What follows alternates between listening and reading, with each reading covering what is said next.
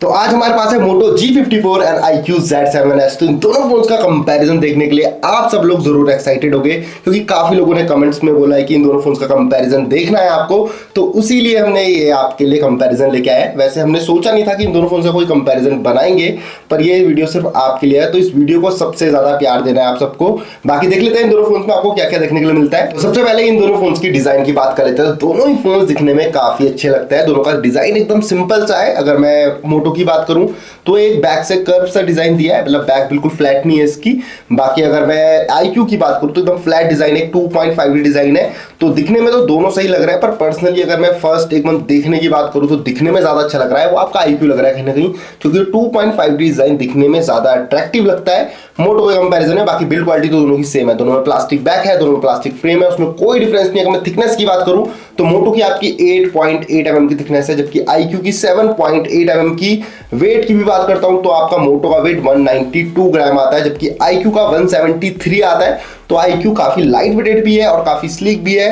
तो जो hand feel है आपको कहीं ना कहीं आपको ज्यादा मजा आने वाला है इसे होल्ड करने में। पर हैंड फील ना आपका मोटो का भी काफी अच्छा हो जाता है, क्योंकि इसका साइज बहुत छोटा है, मतलब इतना बड़ा साइज नहीं है। 6.5 इंच की डिस्प्ले के साथ आ रहा है ये, तो साइज इसका काफी अच्छा है और इसका भी हैंड फील तभी भी अच्छा लग रहा है। बैक से जो कर्व कराना है इसे, तो हैंड ग्रिप इसकी भी काफी ज्यादा अच्छी बन रही है। तो डिजाइन तो देखने में देखो मुझे iQOO का अच्छा लगा और हैंड फील तो दोनों का काफी अच्छा लग रहा है। तो मेरे हिसाब से डिजाइन के लिए आप कोई भी ले सकते हो, वो आपकी पर्सनल चॉइस होने वाली है कि कौन सा डिजाइन आपको ज्यादा अच्छा लगने वाला है। बाकी मोटो आपका IP52 रेटिंग के साथ आता है जो उसका डिजाइन है, जबकि आपका iQOO का IP54 के साथ आता है। दोनों ही फोन्स अगर आपका हल्का फुल्का जो थोड़े बहुत बूंदाबांदी है, दोनों फोन झेल सकते हैं, दोनों में इतना सर्टिफिकेशन दिया है। बाकी मेरे हिसाब से अगर आपको एक डिजाइन चूज करना है तो मैं तो करूंगा iQOO, बाकी आपकी पर्सनल चॉइस है। बाकी दोनों में ही नीचे की तरफ आपको 3.5 mm जैक देखने के लिए मिल जाता है, तो 3.5 mm जैक दोनों ही फोन्स में है। बाकी ऊपर की तरफ दोनों में नॉइस कैंसलिंग माइक्रोफोन भी है। बाकी सिम कार्ड ट्रे की बात करूं तो मोटो में आपको एक हाइब्रिड सिम कार्ड ट्रे देखने के लिए मिलती है। अगर मैं iQOO की बात करूं तो iQOO में ऊपर की तरफ है सिम कार्ड ट्रे, जो कि अगेन एक हाइब्रिड सिम कार्ड ट्रे है। तो दोनों में हाइब्रिड सिम कार्ड ट्रे आती है, उसमें कोई डिफरेंस नहीं है। बाकी फिंगरप्रिंट सेंसर की बात करूं तो आपको मोटो में मिलता है साइड माउंटेड फिंगरप्रिंट सेंसर, जबकि iQOO में इन डिस्प्ले फिंगरप्रिंट सेंसर आता है। तो वो एक एडवांटेज मिल जाती है आपको iQOO के साथ। अगर आपको इन डिस्प्ले फिंगरप्रिंट सेंसर चाहिए और इस प्राइसिंग में चाहिए तो वो सिर्फ आपको iQOO में देखने के लिए मिलता है। तो दोनों अगर वर्क की बात करूं, दोनों काफी फटाफट से अनलॉक कर देते हैं। दोनों का काफी अच्छा एक्सपीरियंस था मेरा, मतलब दोनों फटाफट से अनलॉक हो रहे थे, ऐसा कोई दिक्कत नहीं लगी मुझे दोनों के साथ। अब दोनों ही फोन्स की डिस्प्ले की बात कर लेते हैं। तो मोटो में मिलती है आपको 6.5 इंचेस की एक IPS LCD FHD plus display, जबकि iQOO में आपको 6.38 इंचेस की एमोलेड डिस्प्ले मिलती है, जो कि अगेन एक FHD प्लस डिस्प्ले है। रिफ्रेश रेट की बात करूं तो मोटो में आपको 120 हर्ट्ज का एक अल्ट्रा हाई रिफ्रेश रेट मिलने वाला है, जबकि iQOO में आपको 90 हर्ट्ज का एक हाई रिफ्रेश रेट मिलता है। बाकी दोनों की पीक ब्राइटनेस की बात करूं तो मोटो में आपको 560 निट्स की पीक ब्राइटनेस मिल रही है, जबकि iQOO में 1300 निट्स की पीक ब्राइटनेस मिलती है। साथ में प्रोटेक्शन पे आ जाते हैं तो मोटो में आपको पांडा ग्लास का प्रोटेक्शन मिलेगा, जबकि iQOO में आपको शॉर्ट सेंसेशन का प्रोटेक्शन मिल जाता है। बाकी दोनों ही डिस्प्ले को और कंपेयर करूं, जो 120 हर्ट्ज है आपका मोटो में और 90 हर्ट्ज आपका iQOO में, उसका डिफरेंस मिल जाता है। जो 120 हर्ट्ज है काफी स्मूथली वर्क करता है, जो टचेस है स्वाइप्स है काफी ज्यादा स्मूथली वर्क करता है अगर मैं 90 हर्ट्ज से कंपेयर करूं। साथ में मोटो में मुझे एक एडवांटेज और लगी कि मैक्सिमम एप्लीकेशन में आपका 120 हर्ट्ज इसका चल जाता है। यूट्यूब या फेसबुक में 120 हर्ट्ज मतलब प्रॉपर्ली वर्क करता है, जबकि iQOO का हमने 90 सिलेक्ट किया है, अंदर से ऑटो भी नहीं रखा है, तभी भी कुछ एप्लीकेशन में 60 पे शिफ्ट हो जाता है। तो वो थोड़ी सी दिक्कत लगी मुझे iQOO के साथ, जबकि आपका मोटो इस चीज में काफी अच्छा परफॉर्म करता है। पर अगर बाकी आउटडोर पे आ जाए हम तो उसमें आपका iQOO आगे निकल जाता है। जो पीक ब्राइटनेस भी 1300 निट्स है, साथ में एमोलेड डिस्प्ले है, तो उसका डिफरेंस मिल जाता है। मतलब विजिबल दोनों अच्छे से है आउटडोर में, ऐसी कोई दिक्कत नहीं है। पर एक कंपेयर करना हो अगर डायरेक्ट सनलाइट पे बात करूं मैं, तो मेरे हिसाब से आपका ज्यादा अच्छे से विजिबल है आपका iQOO, क्योंकि एक एमोलेड डिस्प्ले है, ज्यादा ब्राइटर भी है और 1300 निट्स पीक ब्राइटनेस के साथ आ रहा है, तो उसमें एक एडवांटेज मिल जाती है कि ज्यादा ब्राइटर आपका कहीं ना कहीं iQOO है आउटडोर में। बाकी अगर दोनों डिस्प्ले में और मैं बात करूं तो दोनों में आपको वाइड वाइन L1 का सपोर्ट देखने के लिए मिल जाता है, तो HD कंटेंट आप वॉच कर सकते हो Amazon प्राइम या Netflix पे। बाकी जो मुझे सबसे बड़ा एक डिफरेंस जो लगता है ना कि एमोलेड डिस्प्ले, सब कुछ अच्छा लगा मुझे iQOO की डिस्प्ले में। एमोलेड डिस्प्ले 1300 निट्स के साथ है, 90 हर्ट्ज भी चल जाता, पर इन्होंने एक ना एक वाटर ड्रॉप नॉच दी है जो दिखने में इतनी अट्रैक्टिव नहीं लगती है। और मतलब कि एक अभी जो फोन्स आ रहे हैं आपका सेंटर कंसोल के साथ आ रहे हैं, जो आपको मोटो में देखने के लिए मिल जाता है, तो इसके चक्कर से मुझे थोड़ा सा एक खटक रही है डिस्प्ले। अगर मल्टीमीडिया एक्सपीरियंस की बात करूँ तो काफ़ी अच्छे कलर्स आ रहा है आपका iQOO में, काफ़ी अच्छी डिस्प्ले है। आप देखोगे जो डीप ब्लैक है, जो पंची कलर है, काफ़ी अच्छा एक्सपीरियंस रहने वाला है आपका iQOO के साथ। अगर मैं मोटो से कंपेयर करूँ, जो मोटो की डिस्प्ले पहले मैं आपको बताता हूँ कि इतनी बुरी डिस्प्ले नहीं है, IPS LCD है पर काफ़ी अच्छी क्वालिटी की है। कलर्स इसमें भी काफ़ी ज़्यादा अच्छे आ रहे हैं। एमलेट से कंपेयर तो नहीं कर सकते पर तभी भी काफ़ी अच्छे कलर्स दे रहा है। अगर किसी और IPS डिस्प्ले से कंपेयर करूं तो काफ़ी अच्छी डिस्प्ले है आपका मोटो में भी। मोटो में एक एडवांटेज और जो मुझे देखने के लिए मिलती है कि YouTube में आप 4K HDR तक वीडियोस प्ले कर सकते हो और काफ़ी स्मूथली चलती है। ऐसा नहीं है कुछ फोन्स में अटकती है इस प्राइसिंग में, पर इसमें जो वीडियोस आप 4K HDR पे प्ले करोगे काफ़ी स्मूथली चलेगी। बाकी मैं iQOO की बात करूँ तो इसमें आप सिर्फ 1080p तक ही वीडियोस को प्ले कर सकते हो YouTube में, ना HDR का सपोर्ट है ना 4K का सपोर्ट है। तो ये एडवांटेज मिल जाती है आपको मोटो के साथ। तो फाइनली आपको इन दोनों डिस्प्ले में से एक डिस्प्ले चूज करनी हो तो यार ये आपकी भी पर्सनल चॉइस होने वाली है। रीजन ये है कि यार एमलेट डिस्प्ले ही लेनी है, कसम खाई है, तो जा सकते हो आप iQOO की तरफ। पर ओवरऑल एक पैकेज मुझे ज्यादा बेटर लग रहा है मोटो, क्योंकि 120 हर्ट्ज है, सेंटर पंच होल है, साथ में स्क्रीन टू बॉडी रेशियो भी ज्यादा बेटर लग रहा है। आपका HDR कंटेंट वॉच कर सकते हो YouTube में भी। तो ओवरऑल एक कंप्लीट पैकेज मेरे हिसाब से आपको मोटो देखने के लिए मिल जाता है। अब दोनों ही फोन्स की परफॉर्मेंस की बात कर लेते हैं। सबसे पहले वेरिएंट्स की बात करूं तो मोटो में आपको दो वेरिएंट मिलते हैं, 8128 12 256 GB। iQOO में भी दो ही वेरिएंट आता है आपका, 6128 एंड 8128। बाकी दोनों ही फोन्स में आपको LPDDR4X रैम मिलती है, दोनों में UFS 2.2 मिलता है। अब दोनों फोन्स के प्रोसेसर की बात कर लेते हैं तो आपको मोटो में देखने के लिए मिलता है MediaTek Dimensity 7020, जो कि अगेन एक 5G चिपसेट है। अगर मैं आपका iQOO की बात करूं तो उसमें Qualcomm Snapdragon 695 देखने के लिए मिलता है, जो कि अगेन एक 5G चिपसेट है। तो दोनों ही 6nm फैब्रिकेशन पे है, उसमें कोई डिफरेंस नहीं है। जो नैनोमीटर है वो दोनों का सेम है। पर जो मुझे लगता है ना कि आपका इस 695 को काफ़ी ज़्यादा टाइम हो चुका है, अगर मैं कंपेयर करूं 7020 से भी, तो ये एडवांटेज मुझे कि एक लेटेस्ट चिपसेट है आपका मोटो में। परफॉर्मेंस दोनों की काफ़ी ज़्यादा सिमिलर मिलने वाली है, मतलब इतना भी कुछ खास फर्क नहीं फील होगा और डे टू डे यूज में तो बिल्कुल भी फर्क फील नहीं होगा। दोनों का हमने अंतुतु स्कोर निकाला, मोटो का अंतुतु स्कोर निकला आपका 4,74,000 के आसपास, जबकि आपका iQOO का भी सेम स्कोर निकलता है 4,74,000 के आसपास। तो अंतुतु स्कोर भी दोनों का काफ़ी ज़्यादा सेम आ जाता है। पर अगर आप ऐप ओपनिंग की बात करो या फिर थोड़े बहुत मल्टीटास्किंग की बात करो तो उसमें आपका मोटो कहीं ना कहीं एडवांटेज लेता है। जितने भी मैंने ऐप्स ओपन करे तो ऐप आपका जल्दी ओपन हो जाता है मोटो में, क्योंकि एक एडवांटेज इसलिए है कि इसका आपका 12 GB वेरिएंट मिलता है, इसमें 80 GB है, इसमें 12 मैक्सिमम है। तो उस वजह से भी आपको ये डिफरेंस देखने के लिए मिल जाता है। तो एक एडवांटेज मिल जाती है मोटो के साथ कि इसका 12 GB लेना है तो एक बेटर परफॉर्मेंस मिल जाएगी अगर iQOO से भी कंपेयर करो तो ऐप ओपनिंग में काफ़ी जल्दी ऐप ओपन हो रहे थे। और मल्टीटास्किंग की बात करूँ तो मुझे कोई दिक्कत फील नहीं हुई दोनों के साथ ही। तो अगर दोनों में आपको थोड़ा बहुत डिफरेंस जो मिलता है, आपका 19-20 का फर्क है, जिसमें आपका 20 जरूर मोटो है। मोटो काफ़ी एक अच्छी परफॉर्मेंस देने वाला है अगर आप iQOO से कंपेयर करोगे तो। बाकी अगर वीडियो एडिटिंग करनी है आपको दोनों में, KineMaster की बात करूँ तो मोटो में आपको एक एडवांटेज मिल जाती है कि आप 1440p तक अपनी वीडियोस को एक्सपोर्ट कर सकते हो, मतलब QHD तक वीडियोस को एक्सपोर्ट कर सकते हो आप मोटो में, जबकि आपको सिर्फ 1080p तक ही देखने के लिए मिलता है iQOO में। तो इसमें आप फुल HD तक कर सकते हो, उसमें QHD तक कर सकते हो। तो एडवांटेज मिल जाती है कि 1440p आपको देखने को मिल जाएगा मोटो में अगर आपको एडिटिंग करनी है तो। बाकी दोनों फोन्स की अगर गेमिंग की बात करूँ, दोनों में BGMI प्ले करा हमने। सबसे पहले आप मोटो की बात कर लेते हैं तो स्मूथ प्लस अल्ट्रा तक जा सकते हो, 40 FPS की गेमिंग कर सकते हो। तो गेमिंग एक्सपीरियंस की बात करूँ डिसेंट सा था, कभी कभार गेमिंग करनी है तो कोई दिक्कत नहीं है। और जितनी देर भी हमने खेला काफी अच्छा एक्सपीरियंस था, ज्यादा लैग्स भी देखने के लिए नहीं मिले, पर थोड़ी देर जब खेला तो थोड़ा बहुत हीटिंग इशू देखने के लिए जरूर मिला। तो गेमिंग की बात करूँ तो थोड़ी कभी कभार वाली गेमिंग खेलनी है तो आप खेल सकते हो मोटो G54 में। अगर iQOO की बात करूँ तो ये भी सेम स्मूथ प्लस अल्ट्रा तक जा सकता है, 40 FPS की गेमिंग इसमें भी कर सकते हो। जो इसका गेमिंग एक्सपीरियंस था वो भी डिसेंट बोलूंगा। वही आपको अगर कंपेयर करूँ दोनों में से तो 19-20 का फर्क है गेमिंग एक्सपीरियंस की। इसकी बात करूँ तो डिसेंट सी गेमिंग इसमें भी कर सकते हो। तो कभी कभार वाला गेमिंग सीन है तो इसमें भी ऐसा दोनों गेमिंग फोन तो नहीं है, पर दोनों में आप अगर थोड़ी बहुत गेमिंग करते हो तो कर सकते हो। दोनों फोन में से एक फोन चूज करना, उससे पहले मैंने थ्रॉटलिंग टेस्ट कर लिया दोनों ही फोन्स का। तो दो थ्रॉटलिंग टेस्ट है उसमें ग्राफ तो दोनों का ग्रीन आ जाता है, पर थोड़ा बहुत जो स्कोर आपका 90 निकल के आ जाता है मोटो में, जो कि इतना बुरा नहीं है। और आपका iQOO में तो कोई थ्रॉटलिंग जैसा इशू मुझे देखने के लिए नहीं मिला। तो मेरे हिसाब से अगर ज्यादा बेटर गिप्स की बात करूं तो वो आपको देखने के लिए मिल जाएंगे। जो एवरेज गिप्स आपके मोटो को निकलते हैं वो 1,92,000 के आसपास निकलते हैं, जबकि आपका 1,88,000 के आसपास जो गिप्स निकलते हैं वो आपका iQOO के निकलते हैं। तो मेरे हिसाब से परफॉर्मेंस में नो डाउट आपको कहीं ना कहीं मोटो एक बेटर परफॉर्मेंस दे देगा और 12GB वेरिएंट के साथ तो आपका नो डाउट कि ज़्यादा बेटर परफॉर्मेंस मिलने वाली है। तो परफॉर्मेंस में वैसे इतना कुछ खास डिफरेंस तो नहीं है, पर फिर भी एक ही फोन चूज करना है परफॉर्मेंस के लिए तो वो मोटो G54 होने वाला है। तो दोनों ही फोन्स की नेटवर्क एंड कनेक्टिविटी की बात करूं तो दोनों ही मतलब डुअल मोड 5G के साथ आता है। 5G बैंड्स की बात करूं तो मोटो में आपको 14 5G बैंड्स मिलते हैं, जबकि iQOO में आपको सिर्फ 6 5G बैंड्स मिलते हैं। तो अगर मैं बात करूँ जियो और एयरटेल की तो दोनों में अच्छे से सपोर्ट कर जाता है, इतनी जल्दी स्विच भी नहीं करता नेटवर्क। तो जो बैंड्स को लेके इतनी कोई बड़ी दिक्कत कुछ नहीं है, मतलब दोनों में अच्छे से आपका 5G चल जाएगा।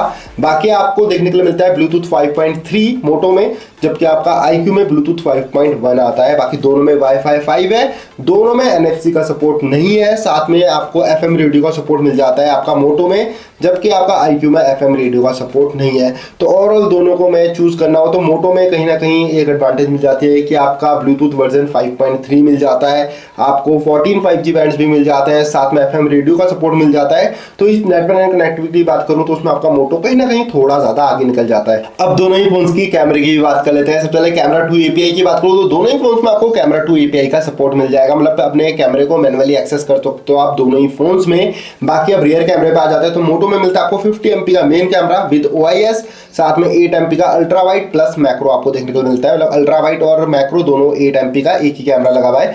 बाकी अगर मैं बात करूं iQOO की तो इसमें आपको 64 MP का मेन कैमरा आता है जो कि आपका OIS के साथ है, साथ में 2 MP का डेप्थ है। बाकी दोनों ही फोन्स में आप 1080p 60 FPS पे वीडियोस को रिकॉर्ड कर सकते हो। अब दोनों फोन्स के मैं फ्रंट कैमरे की बात करूं तो दोनों ही फोन्स में आपको 16 MP का सेल्फी कैमरा देखने को मिलता है और दोनों में ही आप सेम 1080p 30 FPS पे फ्रंट पे रिकॉर्डिंग भी कर पाओगे।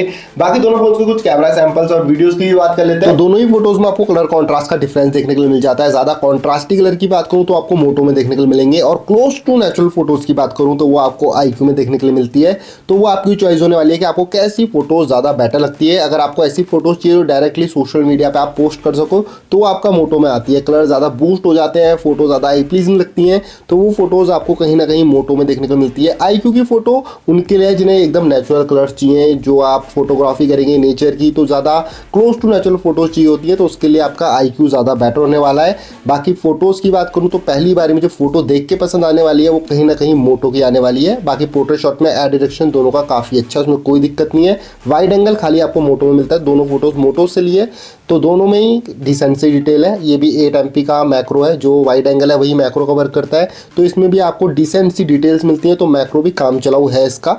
बाकी नाइट मोड की बात करूं तो अगेन ज़्यादा कॉन्ट्रास्टी से जो जा रहे हैं ना बैकग्राउंड के कलर्स वो आप देख सकते हो मोटो के हो रहे हैं, जबकि ज़्यादा ब्राइटर फोटो आप iQOO क्लिक कर पा रहा है। तो इसमें ये रीज़न है कि थोड़ा ना ज़्यादा कॉन्ट्रास्टी के चक्कर से ज़्यादा बैकग्राउंड अच्छे से विजिबल नहीं है मोटो में, जबकि iQOO ने काफ़ी अच्छा काम किया है। तो नाइट मोड मुझे कहीं ना कहीं iQOO का बेटर लग रहा है। फ्रंट की बात करूँ तो सेम कहानी है रियर वाली, वही आपको ज़्यादा कॉन्ट्रास्टी कलर मोटो दे रहा है, जबकि iQOO अगेन फ्रंट से भी काफ़ी close to natural photos click करके दे रहा है। तो ये आपकी चॉइस होने वाली है अगेन।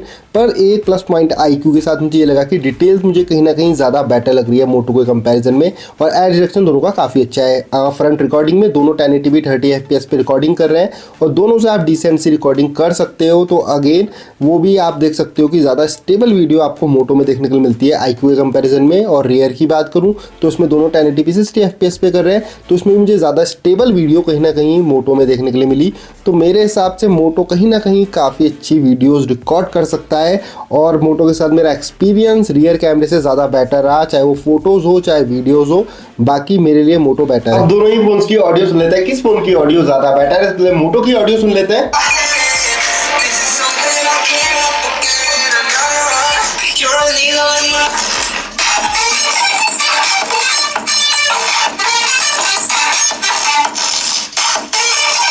अब iQOO की भी ऑडियो सुन लेते हैं।